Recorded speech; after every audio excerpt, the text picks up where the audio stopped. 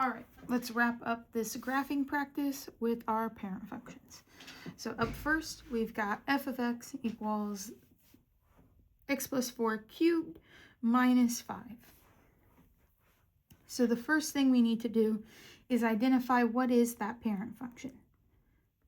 So in this case, that parent function is y equals x cubed. This is our cubic function.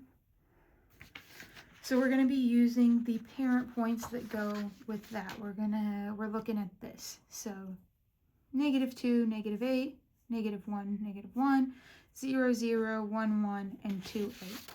So let's write those down. -8, -1, -1, 0, 0, 1, 1, and 2, 8. Next, we need to identify what our transformations are going to be here. We've got this plus 4 on the inside of the function. It's in here close to the x, so it's going to be affecting our x. And so that means that it's going to be moving us. This is a horizontal shift. We'll be moving left or right along our x-axis. We switch the sign. So if it's a plus 4, that tells us we're going to be moving to the left 4. And to find these points, we'll do x minus 4. So all of these x values we'll want to subtract 4. And this minus 5, that tells us we'll be going down 5. So since this is on the outside of our function, this is happening away from our x. That's going to be shifting us vertically up or down along our y-axis. And this one we keep the sign. So if it's a minus 5, that's down 5. We'll be doing y minus 5. So then for each of these, I'm going to do the x's first. -2 minus 4 gives me -6. -1 minus 4 gives me -5. 0 minus 4, 1 minus 4, and 2 minus 4. So now we've got all of our new transformed x values. Now we need to do our y values. So we'll be subtracting 5 from all of these y values. So -8 minus 5 gives us -13. -1 minus 5, -6. 0 minus 5, 1 minus 5, and 8 minus 5, +3. And now we'll go in and graph these transformed points. So we've done our transformations. Now we have a new set of points that we can use to graph this function right here. We moved it left 4 and down 5. So -6, -13, we need to go left 6 and down 13. This is down 10, so then maybe like 1, 2, 3. We'll just estimate a little bit, maybe about right there.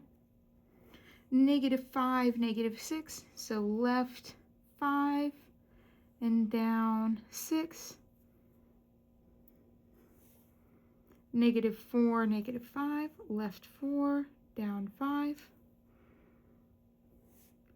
-3, -4, left 3, down 4.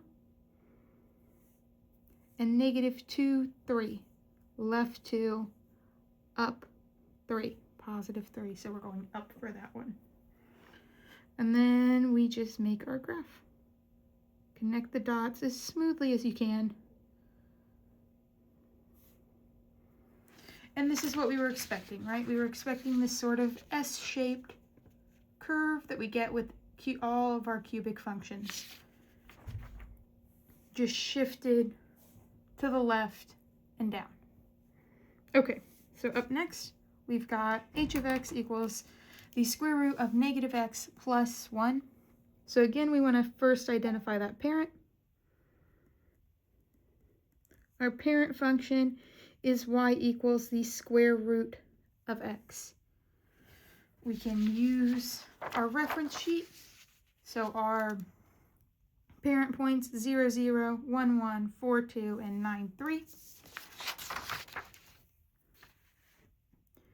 0, 0, 1, 1, 4, 2, 9, 3. And we need to figure out what transformations we're going to be doing now.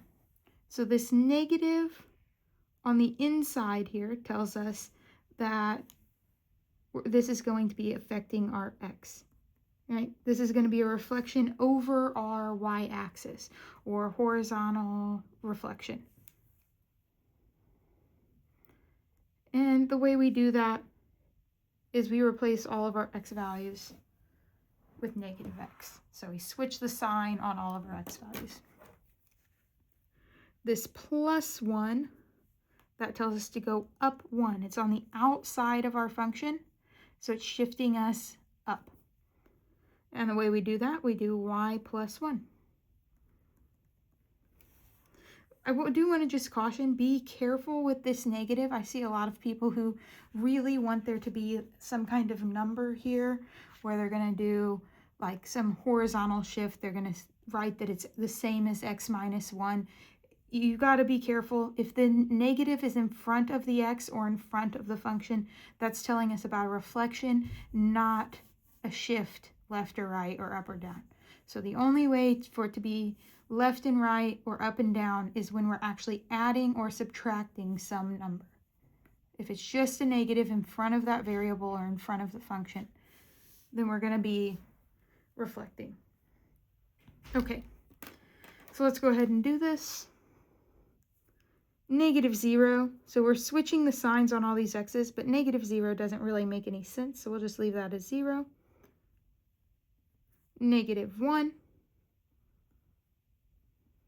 Negative 4. And negative 9. And now we're doing all these y plus 1, so adding 1 to all of our y values. 0 plus 1 is 1. 1 plus 1 is 2. 2 plus 1. And 3 plus 1. And now we need to go graph these guys. So 0, 1 over 0, up 1.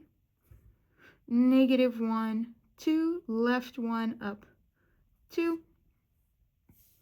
Negative 4, 3, left 4, up 3. And negative 9, 4. So left 9, up 4. And then we'll graph this.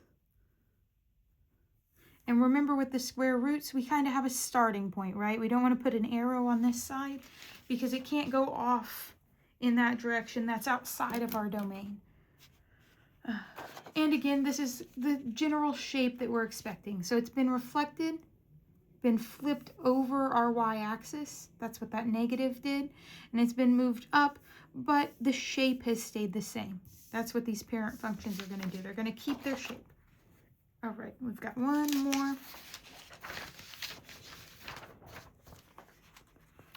So if we're looking here at n of x equals the absolute value of x minus 2 minus 3.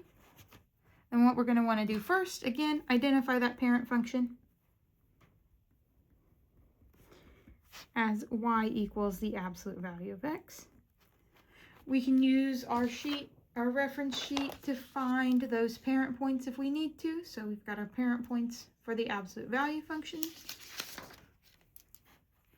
We'll write negative 2, 2, negative 1, 1, 0, 0, 1, 1, and 2, 2.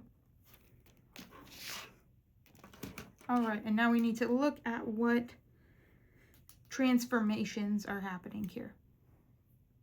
So up first, I see that we have a minus 2 inside our function. It's inside that square root. It's close to the x.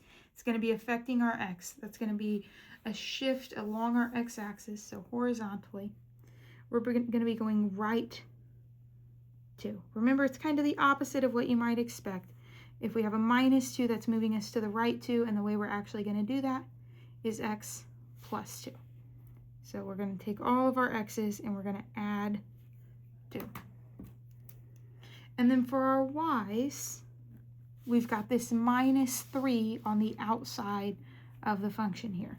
So this minus 3 is telling us to go down 3, and we'll do that by doing y minus 3. Y minus 3. And then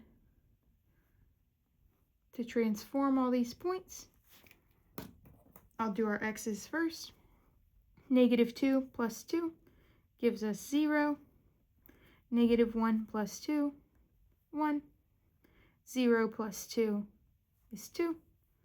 1 plus 2 is 3. And 2 plus 2 is 4. And now for our y's, we're going to subtract 3. So 2 minus 3 gives us negative 1.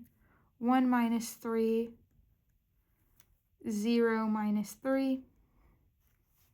1 minus 3, and 2 minus 3. And now we've got all our points, so let's graph them. So again, we're graphing these transformed points only. That's our transformed function. That's what we're being asked to graph. And making these adjustments to our point gives us this transformation. So 0, negative 1, so not left or right at all, but down 1. 1, negative 2. 2, negative 3. 3, negative 2. And 4, negative 1. And then from here, we just connect those dots. Remember that these are perfectly straight lines. I should probably use a ruler. But that's our absolute value function. And again, it's the right shape. It's the shape we were expecting to have, this kind of V shape with this sharp point. That's our transformed absolute value function. Now be careful with the rest of these. Some of these have negatives in weird places. Actually, all of these have a reflection. So be careful with the remaining 3.